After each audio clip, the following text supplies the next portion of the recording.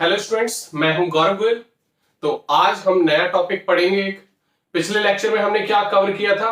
Ionization energy हमारी cover हो गई थी, प्रॉपर्टीज में एटॉमिक रेडियाई हो गई थी, आयनिक रेडियाई हो गई थी, इलेक्ट्रॉन गेन एंथैल्पी हो गई थी। देखो, इलेक्ट्रॉन गेन एंथैल्पी का थोड़ा सा रिवीजन करते हैं। देखो, इलेक्ट्रॉन गेन एंथैल्पी बेसिकली क्या थी कि कोई एटम की इलेक्ट्रॉन एफिनिटी है, ठीक है, उसकी इलेक्ट्रॉन की चाहत है, वो इलेक्ट्रॉन लेना चाहता है, इलेक्ट्रॉन लेगा और एनर्जी रिलीज करेगा। अब वो इलेक्ट्रॉन लेगा कब? जब उसकी वैकेंट ऑर्बिटल होगी, है ना, तब लेगा। या वहां पर देखा जाएगा उसकी वैकेंट ऑर्बिटल है, इलेक्ट्रॉन एफिनिटी है, तो और ज्यादा डोमिनेटेड हो जाती है, वहां पर negative electron gain enthalpy maximum निकलती है। रिपल्शंस नहीं होने चाहिए, ठीक है। ये सारी बाधाएं अगर नहीं है और इलेक्ट्रॉन एफिनिटी है तो फिर सोने पर सुहागा का काम कर रहा है वहां पर, ठीक है। तो नेगेटिव जो इलेक्ट्रॉन गेन एंथैल्पी वहां पर मैक्सिमम आएगी। जैसे ज्यादातर हम हैलोजेंस की बात करते हैं, वहां पर सबसे ज्यादा इलेक्ट्रॉन गेन एंथैल्पी होगी। एक तो एफिनिटी है और वैकेंट ऑर्बिटल है, ठीक है, तो वहां पर बहुत ज्यादा इलेक्ट्रॉन गेन एंथैल्पी होती है मैक्सिमम, ठीक है। जो नोबल गैसेस होती है वहां पर क्या होता है कि इलेक्ट्रॉन गेन एंथैल्पी पॉजिटिव में हो जाती है, क्योंकि वहां पर जो होती है शेल वो कंप्लीटली फिल्ड होती है। अब जो आप इलेक्ट्रॉन ऐड करोगे, एनर्जी लगानी पड़ेगी, क्योंकि वो नेक्स्ट ऑर्बिटल में जाएगी, नेक्स्ट शेल के ऑर्बिटल में जाएगी, तो वहां पर एनर्जी देनी पड़ती है ताकि एक्साइटेशन हो, है ना, तब वहां पर वो जा पाएगी, तो पॉजिटिव आएगी। हम बात करें अल्कली मेटल्स की, तो यहां पर आएगी नेगेटिव, लेकिन ये हमारी थोड़ी सी कम होगी एज कंपेयर टू हैलोजेंस। क्यों? क्योंकि यहां पर वैकेंट ऑर्बिटल तो है, वैकेंट ऑर्बिटल आपको मिल जाएगी, उसी शेल में ऑर्बिटल्स तो मिल जाएंगी, लेकिन इलेक्ट्रॉन एफिनिटी इनकी नहीं होती है, बहुत कम होती है, तो उसके कंपेयर में यहां पर दिक्कत हो जाती है। तो दो फैक्टर काम करते हैं इलेक्ट्रॉन गेन एंथैल्पी में। एक तो ऑर्बिटल आपकी फ्री होनी चाहिए, वैकेंट ऑर्बिटल होनी चाहिए। दूसरी चीज कि इसकी इलेक्ट्रॉन एफिनिटी होनी चाहिए। तो इलेक्ट्रॉन एफिनिटी हो और वैकेंट ऑर्बिटल हो, तो वहां पर maximum negative electron gain enthalpy हमको मिल जाती है। क्लियर हो रही बात? ठीक है। अब हम कुछ ऐसी प्रॉपर्टीज देखते हैं जो हमने लिखी नहीं थी उस टाइम। जैसे हम बात करें मेटेलिक प्रॉपर्टीज की, तो मेटेलिक नेचर किस तरीके से हमारा वेरी करेगा अलोंग पीरियड और ग्रुप, ठीक है। देखो, मेटल्स क्या होते हैं मेटेलिक प्रॉपर्टीज में देखते हैं, या आप लिख सकते हो अलग से मेटेलिक प्रॉपर्टीज में। मेटेलिक प्रॉपर्टी या मेटेलिक नेचर भी बोल सकते हो। तो मेटेलिक नेचर किस तरीके से वेरी करेगा? देखो, मेटेलिक नेचर वेरी किस तरीके से करेगा, अगर हम बात करें अलोंग पीरियड, ये लेफ्ट टू राइट पीरियड हो जाएगा, ठीक है, और along group up to down group हो जाएगा, ठीक है। तो अब हम अगर पीरियड में बात करें, देखो बेसिकली मेटेलिक नेचर हम जज कैसे करेंगे कि इलेक्ट्रॉन, मेटल्स क्या होते हैं? ऐसे एलिमेंट्स जो इलेक्ट्रॉन लूज करें, दैट आर कॉल्ड मेटल्स। तो इलेक्ट्रॉन लूज करने की प्रॉपर्टीज को मेटल्स बोल देंगे। अब यहां पर जब लेफ्ट टू राइट हम पीरियड में जाते हैं, तो यहां पर होता क्या है बेसिकली कि जो न्यूक्लियर फोर्स है, शेल कांस्टेंट रहती है। जैसे हम बात करें सेकंड पीरियड की, lithium, beryllium, boron, carbon, nitrogen, oxygen, fluorine, neon, तो शेल दो ही हैं, लेकिन इलेक्ट्रॉन्स, प्रोटॉन्स बढ़ रहे हैं। तो यहां पर अट्रैक्टिव फोर्स बहुत ज्यादा बढ़ रहा है along shells of electron to the nucleus of, nuclear charge यहां पर बढ़ रहा है क्योंकि नंबर ऑफ प्रोटॉन्स यहां पर बढ़ रहे हैं। तो बेसिकली होगा क्या कि न्यूक्लियर फोर्स हमारा बढ़ रहा है, तो इलेक्ट्रॉन्स हमारे अच्छे कब्जे में रहते हैं, ठीक है। जब लेफ्ट टू राइट हम जाते हैं तो वहां पर इलेक्ट्रॉन निकलने की प्रॉपर्टी जो है वो कम हो जाती है। तो left to right in a period जो मेटेलिक नेचर है वो क्या हो जाता है? कम, बिकॉज न्यूक्लियर फोर्स इंक्रीज या इफेक्टिव न्यूक्लियर चार्ज इंक्रीज। तो यहां पर क्या हो जाएगा? मेटेलिक जो नेचर है, मेटेलिक नेचर जो है वो क्या हो जाएगा? डिक्रीज हो जाएगा, बिकॉज रीजन क्या बताओगे? Because Z effective decreases, Z effective increases, Z effective क्या हो जाएगा? बढ़ेगा। तो ये मेटेलिक जो नेचर है वो हमारा इनवर्सली प्रोपोर्शनल काम करता है Z इफेक्टिव के। अगर Z इफेक्टिव ज्यादा हुआ तो मेटेलिक नेचर वहां पर कम हो जाएगा। क्लियर हो रही बात कि नहीं?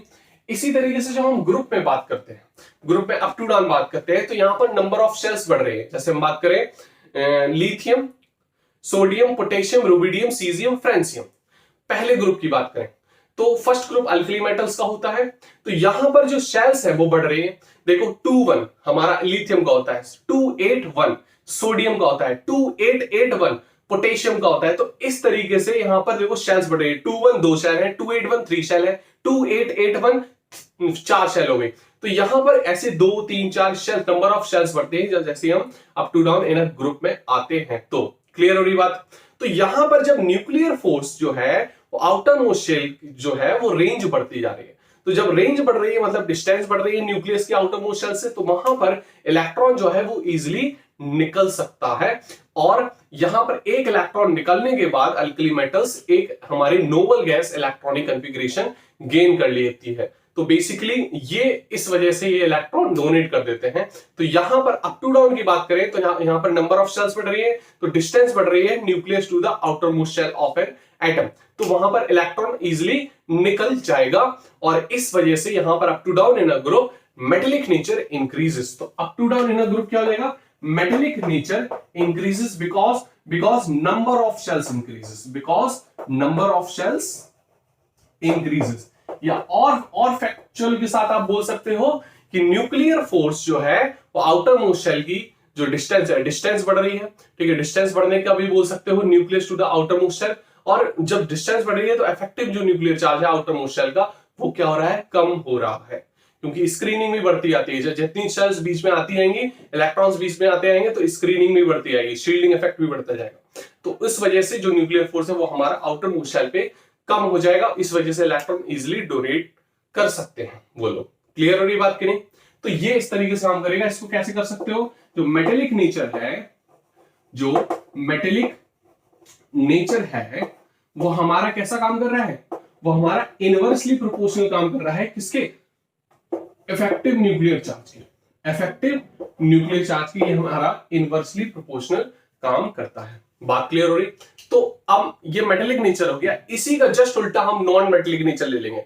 तो left to right in a period वहां पे नॉन मेटेलिक नेचर बढ़ जाएगा, ठीक है। Up to down in a group non metallic nature क्या हो जाएगा, कम हो जाएगा। क्लियर हो रही बात की नहीं? मेटेलिक नेचर बस जस्ट उल्टा है, बस इसको ध्यान रखना है। मेटेलिक नेचर का जस्ट अपोजिट जो वर्जन है वो जस्ट अपोजिट में आएगा मेटेलिक का नॉन मेटेलिक नेचर। क्लियर हो रही बात की नहीं? तो इसको नोट कर सकते हो। और क्वेश्चंस जैसे आ गया, जैसे हमने बोल दिया, क्वेश्चंस देखना। लिथियम सोडियम पोटेशियम कैसा है, लिथियम सोडियम और पोटेशियम, तो ये ग्रुप के एलिमेंट है, एक ही ग्रुप के एलिमेंट है। तो up to down in a group metallic nature increases, तो सबसे ज्यादा किसका होगा, पोटेशियम का होगा। क्लियर हुई बात करें? हम बात कर लें फ्लोरीन, क्लोरीन, ब्रोमीन, आयोडीन। किसकी बात कर लें, फ्लोरीन, क्लोरीन, ब्रोमीन और आयोडीन। तो एक ही ग्रुप के हैं ये, 17 ग्रुप के एलिमेंट्स है। तो up to down in a group metallic nature increases. तो सबसे ज्यादा metallic nature iodine, then bromine, then fluorine, chlorine, fluorine. Clear हो रही बात की नहीं? तो इसको नोट कर सकते हो, क्वेश्चंस नोट कर लो। नेक्स्ट प्रॉपर्टी हम देखते हैं फिर। देखो अगर हम बात करें नेक्स्ट प्रॉपर्टी की अब, तो नेक्स्ट प्रॉपर्टी हमारी इलेक्ट्रोनेगेटिविटी। ये भी बहुत इंपॉर्टेंट प्रॉपर्टी है इलेक्ट्रोनेगेटिविटी। यहां से आपको ये पता चल जाएगा, क्योंकि आप लोग ना 10th पास करके आए 11th में, तो यहां पर आपको ये पता चल जाएगा कि कौन सा एटम नेगेटिव टूटेगा और कौन सा एटम पॉजिटिव टूटेगा। इस चीज से ये चीज बहुत अच्छे से क्लियर हो जाएगी। बॉन्ड बना हुआ है, अब आपको ये नहीं पता कि किस पे नेगेटिव चढ़ाए बॉन्ड टूटने के बाद और किस पे पॉजिटिव चढ़ाए, कौन कैटायन बनेगा कौन एनायन बनेगा, तो वो बताता है यहां पर इलेक्ट्रोनेगेटिविटी से। सिंपल अगर बात करें, कंपाउंड्स कई टाइप के होते हैं, आयनिक कंपाउंड होते हैं, कोवेलेंट कंपाउंड होते हैं, कोऑर्डिनेट कंपाउंड होते हैं, मेटेलिक कंपाउंड्स होते हैं। तो इन सब की चीजें जो है वो नेक्स्ट चैप्टर में आएगी केमिकल बॉन्डिंग में।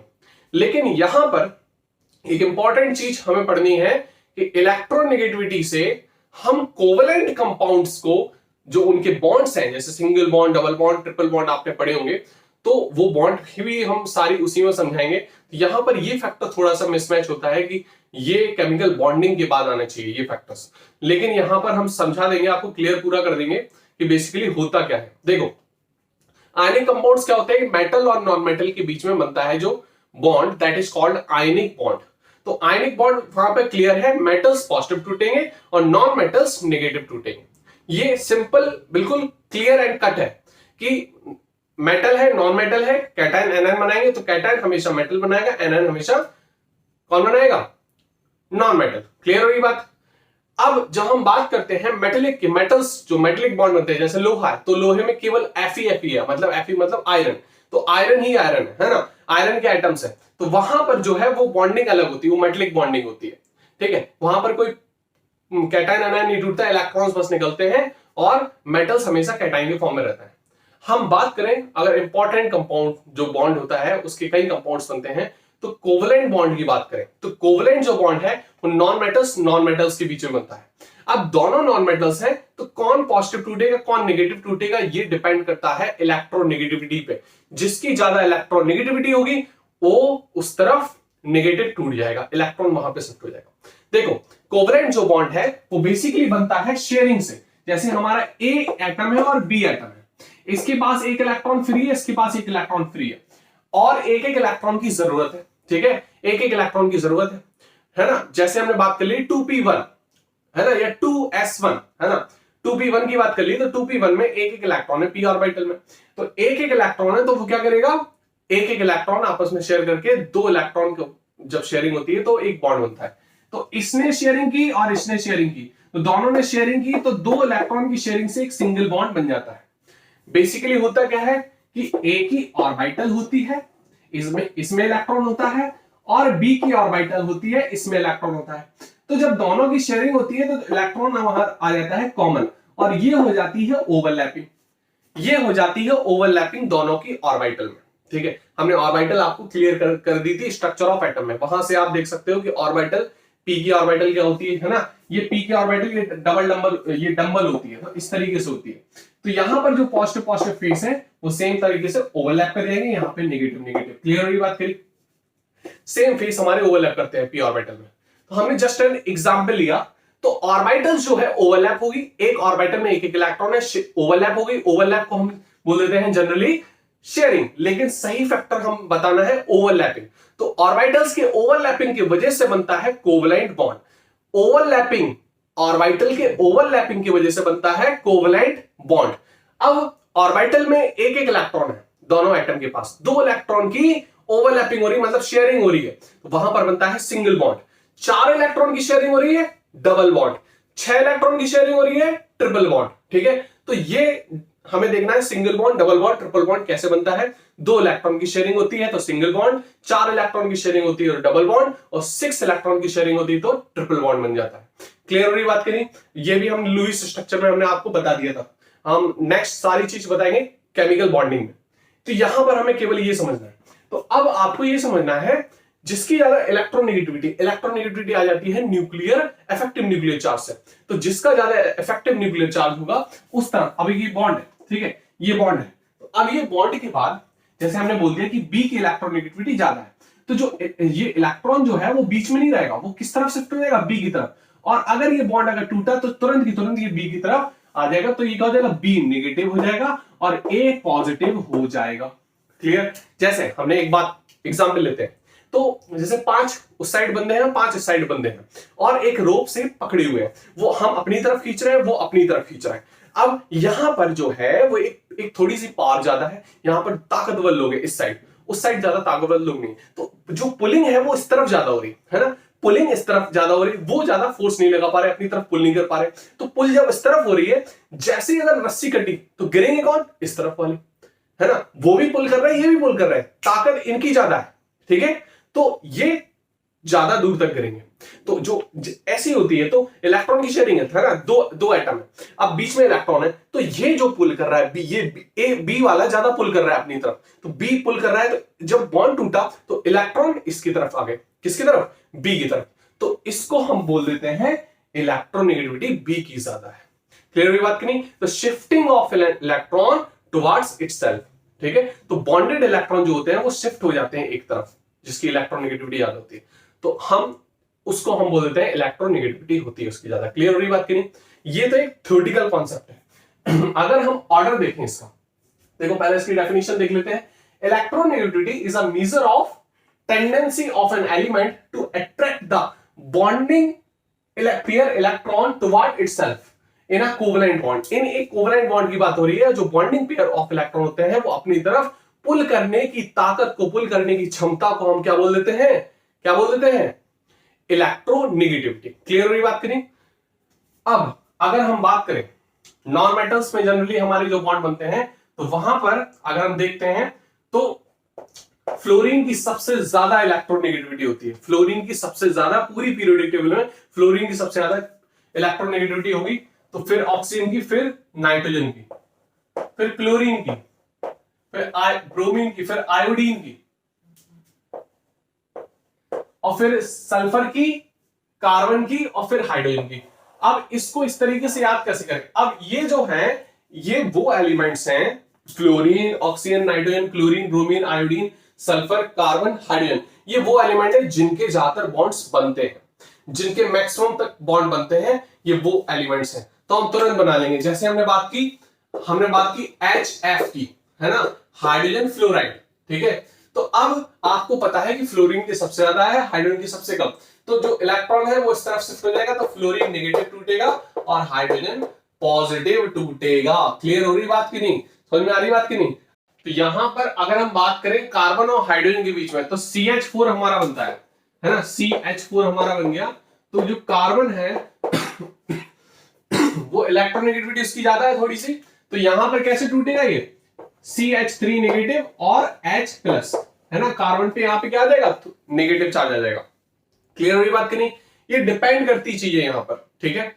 अब बस ये याद रखना, जैसे हमने बोल लिया हाइड्रोजन और आयोडीन का, तो हाइड्रोजन और आयोडीन में भी देख लो, तो आयोडीन हमारा नेगेटिव, इसकी इलेक्ट्रोनेगेटिविटी ज्यादा है, तो इसको नेगेटिव कर दो, ठीक है, और ये प्लस हमारा टूट जाएगा। अगर हम बात कर ले यहां पर फ्लोरीन और आयोडीन की, तो फ्लोरीन और आयोडीन में बात कर ले, तो यहां पर फ्लोरीन की ज्यादा होती है, तो ये नेगेटिव आ जाएगा। आयोडीन कैसा टूटेगा? प्लस टूटेगा। तो इस तरीके से आपको थोड़ी सी चीजें यहां पर याद रखनी है। इसको याद कैसे करें? इसको ऐसे याद कर लो, ये फोन हो गया F1, फोन कल, ठीक है, बुरा आया साइन चालाक है, फोन कल बुरा आया साइन चालाक है, ये एक ट्रिक है आपको याद करने की। तो इस तरीके से आप हिंदी में भी लिख सकते हो उसके नीचे, तो फोन कल बुरा आया साइन चालाक है, तो इस तरीके से आप याद कर सकते हो ये एलिमेंट्स को। तो फोन में फ्लोरीन की सबसे ज्यादा इलेक्ट्रोनेगेटिविटी होती है, फ्लोरीन कभी भी पॉजिटिव नहीं टूटेगा, हमेशा नेगेटिव टूटेगा। ऑक्सीजन जो है वो किसी भी एलिमेंट के साथ, हर एलिमेंट के साथ नेगेटिव टूटेगा यहां पर, लेकिन फ्लोरीन की इलेक्ट्रोनेगेटिविटी ज्यादा होती है। अगर हम बात करें OF2 की, बहुत इंपॉर्टेंट कंपाउंड है ये OF2, है ना, तो OF2 की बात करें तो यहां पर फ्लोरीन हमारा नेगेटिव टूट रहा है, ये फ्लोरीन नेगेटिव टूट रहा है, और ऑक्सीजन पे 2 प्लस आता है, ऑक्सीजन पे यहां पर 2 प्लस आता है। ये आपको याद रखना होगा, समझना होगा कि यहां पर फ्लोरीन की इलेक्ट्रोनेगेटिविटी ऑक्सीजन की से ज्यादा होती है, इसीलिए जो इलेक्ट्रॉन्स है वो टुवार्ड्स फ्लोरीन झुक जाएगा, और वहां पर इलेक्ट्रोनेगेटिविटी की वजह से वहां पर नेगेटिव चार्ज आ जाएगा। क्लियर हो रही बात की नहीं? तो ये कॉन्सेप्ट है इलेक्ट्रोनेगेटिविटी का। अब कौन कौन से जो फैक्टर्स हैं वो अफेक्ट करेंगे किसको? इलेक्ट्रोनेगेटिविटी को। तो कौन कौन से फैक्टर्स हैं वो? पहला है एटॉमिक साइज, दूसरा है जेड इफेक्टिव, और तीसरा हाइब्रिडाइजेशन। हाइब्रिडाइजेशन भी कॉन्सेप्ट हमको पढ़ना है केमिकल बॉन्डिंग में, लेकिन यहां पर हम कोशिश करेंगे आपको समझ में आ जाए चीज। तो जैसे हम बात करें एटॉमिक साइज की, तो एटॉमिक साइज बढ़ने से, ठीक है, एटॉमिक साइज बढ़ रहा है, तो वहां पर हमने आपको बता दिया था ग्रुप में अलोंग अगर एटॉमिक साइज बढ़ रहा है तो जेड इफेक्टिव हमारा कम हो जाता है, तो वहां पर इलेक्ट्रॉन्स निकलेंगे, तो यहां पर इलेक्ट्रॉन्स अपनी तरफ नहीं आएगा वो। तो एटॉमिक साइज के बढ़ने से यहां पर इलेक्ट्रोनेगेटिविटी क्या हो जाती है? कम हो जाती है।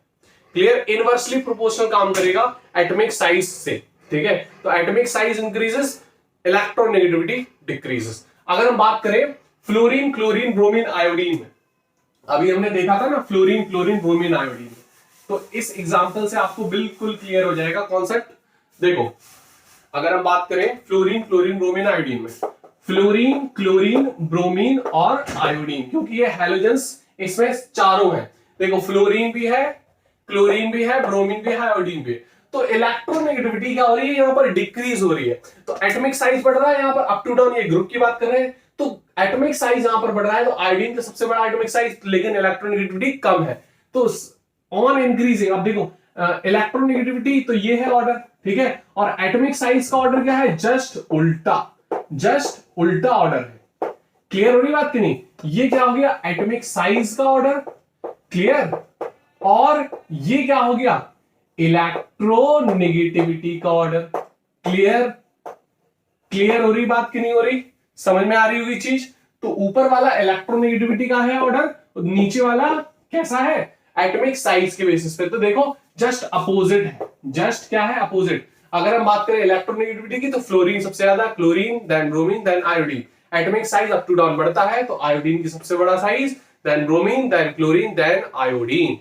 क्लियर होगी बात? आपको समझ में आ गई होगी चीज? कोई दिक्कत तो नहीं होगी यहाँ पर।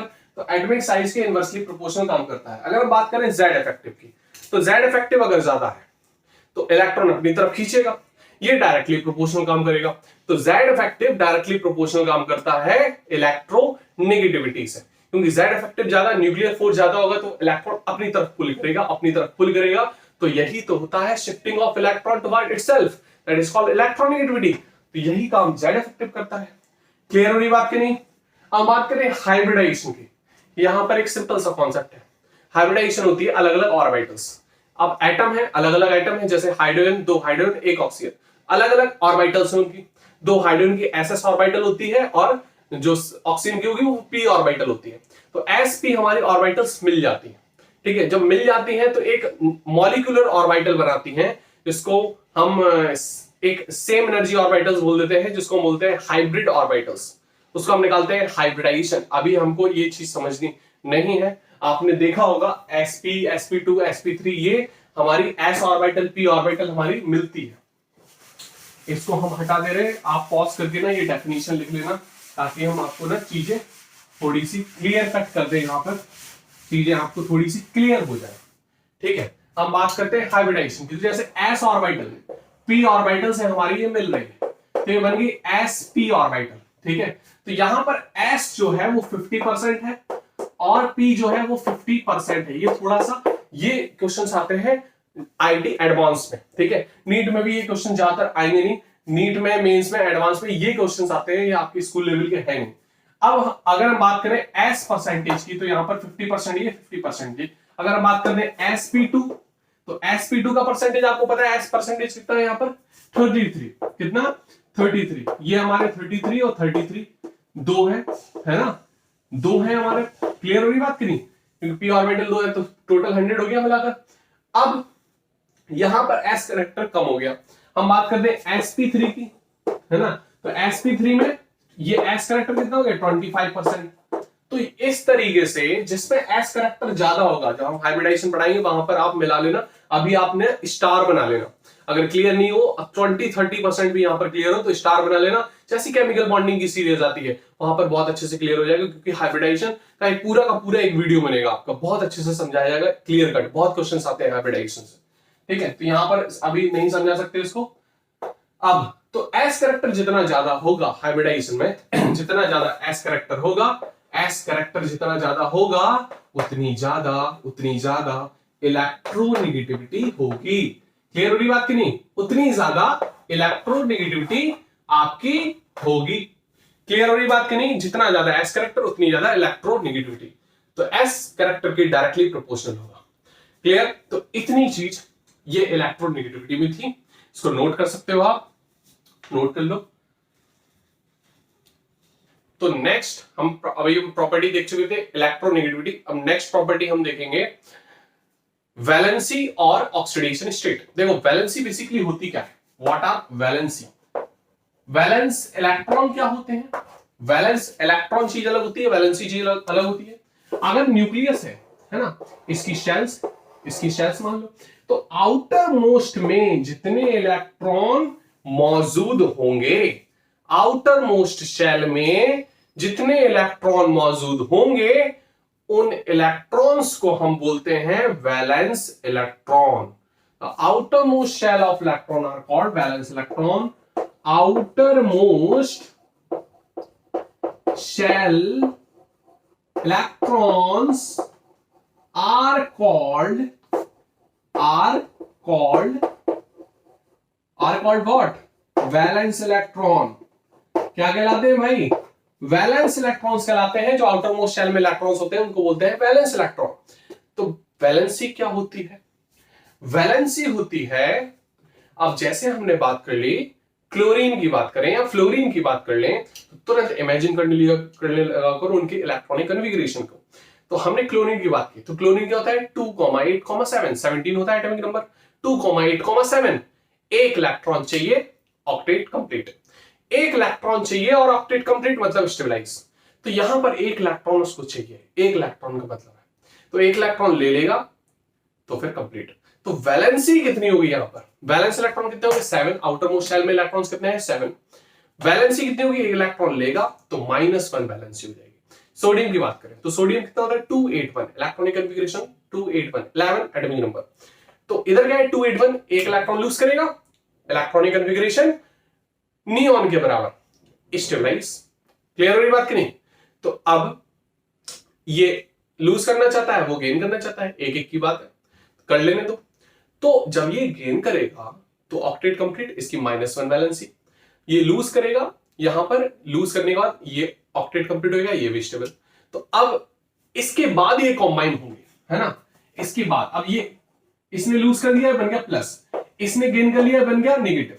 अब इसके बाद ये बॉन्ड बनाते हैं, है ना? तभी तो बना पाएंगे।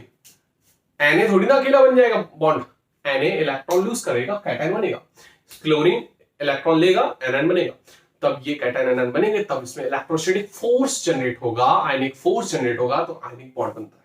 क्लियर हुई बात करनी? तो अब ये कॉम्बाइनिंग कैपेसिटी होगी, तो वैलेंसी कहते हैं इसको। तो combining capacity of an element, इसकी डेफिनेशन क्या लगेगी? Combining capacity of an element, of an element. तो कॉम्बाइनिंग कैपेसिटी होती है एलिमेंट की, उनको हम बोलते हैं वैलेंसी। क्लियर हो रही बात करें? क्लियर हो गई बहुत अच्छे से बात। अब यहां पर आती है ऑक्सीडेशन स्टेट की बात। यहां पर इलेक्ट्रॉन एक लिया दिया जितना था स्टेबलाइज करेगा। ऑक्सीडेशन स्टेट क्या होती है? ऑक्सीडेशन स्टेट और वैलेंसी में ज्यादातर बहुत दिक्कत होती है समझने में। ऑक्सीडेशन स्टेट क्या होती है? जिस जनरेट होता है चार्ज, है ना, फॉर्मल चार्ज जनरेट होता है। जैसे हमने बात कर ली मैग्नीज है, मैग्नीज जो है वो 3+ भी बनाता है, मैग्नीज जो है वो 5+ भी बना लेता है, मैग्नीज 7+ तक मैक्सिमम पहुंच जाता है, मैग्नीज 7+ तक मैक्सिमम पहुंच जाता है। तो यहां पर अब इतनी सारी वैलेंसी तो होगी नहीं, ये वेरिएबल वैलेंसी होगी। वेरिएबल वैलेंसी को हम ज्यादातर ऑक्सीडेशन स्टेट बोलते हैं। तो ऑक्सीडेशन स्टेट क्या है कि इलेक्ट्रॉन जितने निकल जाएं, है ना, the number of electron lose और गेन टू एटम या from atom, that is called oxidation state. The number of electrons lose or gain from an atom is called its oxidation state. ये लिख लेना definition. The number of electrons gain or lose to the atom from the atom is called oxidation state. तो ये formal charge type में इसमें चढ़ा रहता है। क्लियर हो गई होगी बात आपको? और वैलेंसी क्या है? Combining capacity of an element, कितनी कॉम्बाइन होगी, उस बेसिस पे कॉम्बिनेशन होगा, दैट इज कॉल्ड वैलेंसी। ये डिपेंड करता है वैलेंस इलेक्ट्रॉन्स पे, वैलेंसी डिपेंड करती है वैलेंस इलेक्ट्रॉन्स पे। क्लियर? समझ में आ गई बात? इसको नोट कर सकते हो आप।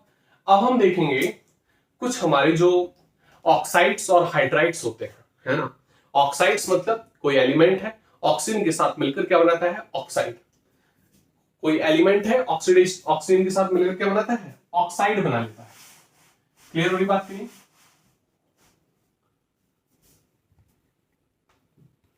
अब हम देखेंगे कुछ एलिमेंट्स होते हैं जो बनाते हैं ऑक्साइड्स और हाइड्राइड्स। तो कोई एलिमेंट है, एलिमेंट ई, और ऑक्सीजन के साथ मिलकर ये क्या बना लेता है? ऑक्साइड। ऑक्साइड ईओ टाइप में भी बन जाता है, EO2 टाइप में भी बन जाता है, EO3 टाइप में भी बन जाता है। ये मोनो ऑक्साइड कहलाता है, ये डाई ऑक्साइड्स कहलाते हैं, ये ट्राई ऑक्साइड्स कहलाते हैं। जैसे हमने ले लिया, हमने मेटल ले लिया, क्या कोई भी मेटल ले लो, जैसे हमने बात कर ली सोडियम, तो सोडियम हमारा ऑक्सीजन के साथ मिलकर क्या बनाता है? Na2O।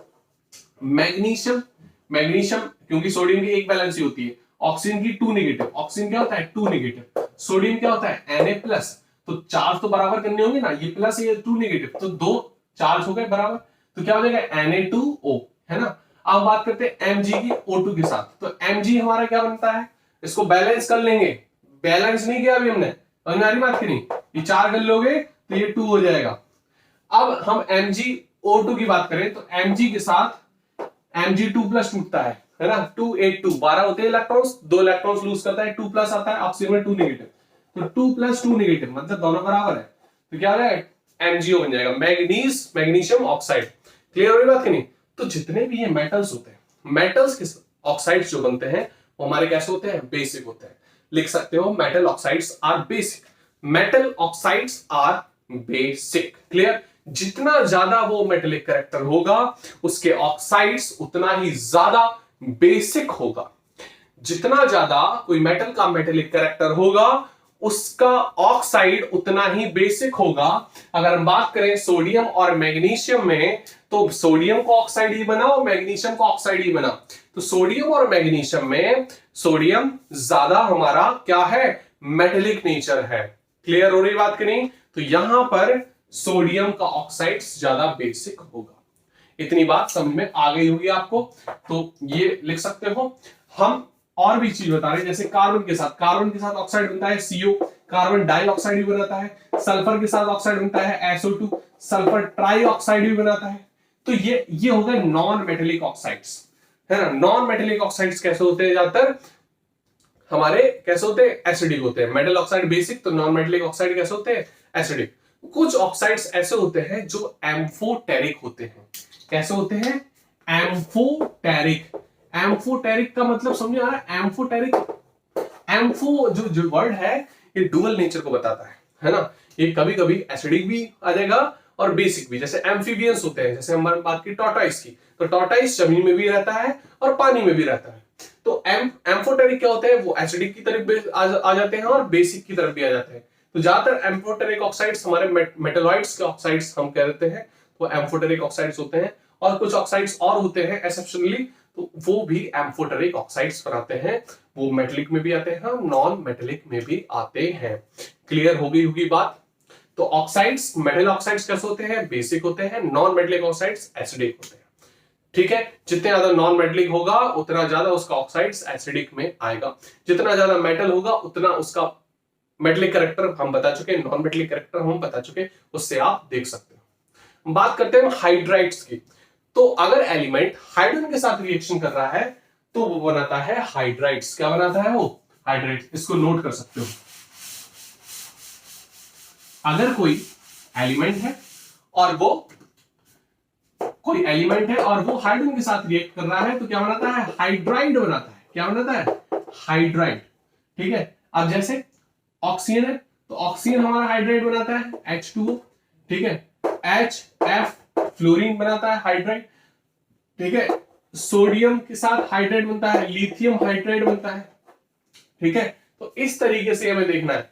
तो मेटल्स के जो हाइड्राइड्स होते हैं वो होते हैं एसिडिक। मेटल्स के हाइड्राइड्स कैसे होते हैं, एसिडिक होते हैं। मेटल्स के ऑक्साइड्स कैसे होते थे, बेसिक होते थे। मेटल्स के हाइड्राइड कैसे होते हैं, एसिडिक होते हैं। और नॉन मेटल के हाइड्राइड्स कैसे होते हैं, बेसिक होते हैं। ये 10th में आपने पढ़ा होगा, है ना। तो ये थे हमारे बेसिक कुछ कॉन्सेप्ट्स। क्लियर। तो आज हमने काफी कुछ प्रॉपर्टीज कवर की, वैलेंसी, ऑक्सीडेशन स्टेट, इलेक्ट्रोनेगेटिविटी, है ना। ये बहुत इंपॉर्टेंट टॉपिक थे। और हाइड्राइड्स, ऑक्साइड्स, ये भी हमने कवर कर लिया आज। समझ में आ रही बात की नहीं? तो ये हमारी कुछ प्रॉपर्टी, वेरिएशन भी हमने देख लिया इलेक्ट्रोनेगेटिविटी में। तो अब इतना था। हम कुछ जो इंपॉर्टेंट क्वेश्चंस है वो नेक्स्ट लेक्चर में आएंगे हमारे। बहुत इंपॉर्टेंट क्वेश्चंस होंगे वो। मेंस नीट बहुत कवर करेंगे, उसको पूरी लगभग कवर कर लेंगे। वेरिएशंस हम डाल देंगे उसमें क्वेश्चंस के। और एनसीईआरटी एक्सरसाइज आप जरूर कवर कर लेना और जो भी डाउट हो वो पूछ लेना। ठीक है, बाय बाय।